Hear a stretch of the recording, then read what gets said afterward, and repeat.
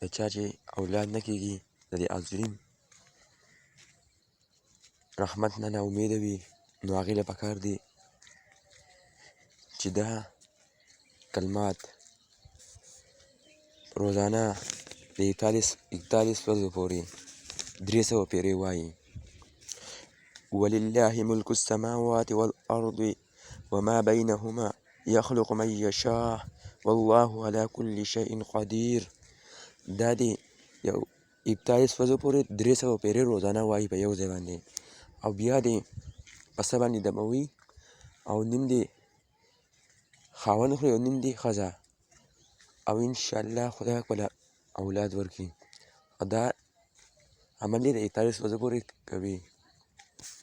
که ویډیو مو خوښه شوي ضرور لایک کړئ او د نورو ملګرو سره شیر کړئ. او که په چینل کې نوي یئ نو چینل ورسره ضرور سبسکرایب کړئ.